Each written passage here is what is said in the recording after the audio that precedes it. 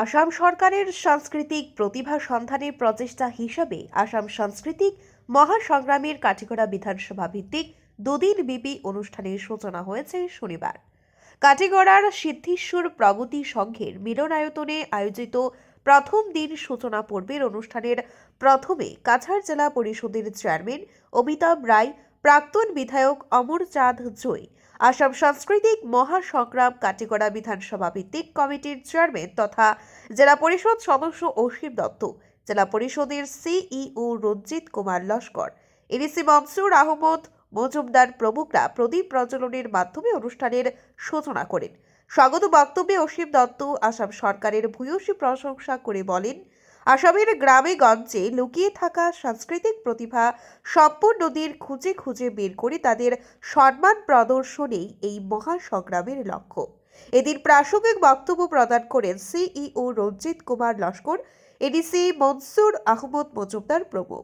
অনুষ্ঠানে উপস্থিত ছিলেন শিলচরের সাংসদের কাটিগড়া প্রতিনিধি সুখেন্দু কর, বিজেপি কালাইন ও কাটিগড়া মণ্ডল সভাপতি যথাক্রমে নিত্যগোপাল দাস ও বাবলা দেব, ব্লক কংগ্রেস সভাপতি Hossain Ahmed Choudhury, doctor Manjurul Haque, circle officer doctor Robert টুলোর, ওসি জোসেফ কে কেইভব, জিপি সভাপতি অনুপ কুমার পাল সহ এলাকার সংস্কৃতি প্রেমী মানুষ। ব্যুরো রিপোর্ট, আজকের বরাক।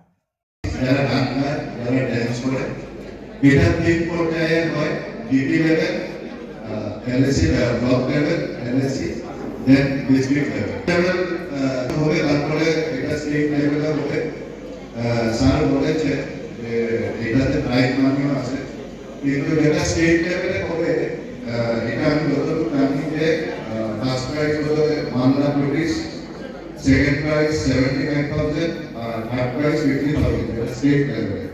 আর এটা খুব একটা ভালো প্ল্যাটফর্ম। আসাম সরকারের এটা খুব ভালো পদক্ষেপ। যারা আমরা গ্রামবাসী যারা গ্রুপ লেভেলে কোনো প্ল্যাটফর্ম পাবেন তাহলে খুব ভালো অপরচুনিটি। আর আশা করি যে এই প্ল্যাটফর্ম, এই সংস্কৃতি মহাসংগ্রামের মাধ্যমে ভালো ভালো ট্যালেন্ট যারা আছে কাছাড় জেলাতে তাদের আমরা স্টেট লেভেলে পারফর্ম করতে পারি। আর যারা আমার পার্টিসিপেন্ট আছে ওনাকে বেস্ট অফ লাক, আপনারা ভালোভাবে পারফর্ম করুন যাতে আমরা স্টেট লেভেলে কাছাড় জেলা থেকে আমরা রিপ্রেজেন্ট করতে পারি। আমরা কাছাড়ে যাতে ভালো ফার্স্ট প্রাইজ আশা করি। আপনারা দেখছেন আজকের Barak, a house of Adrija digital media.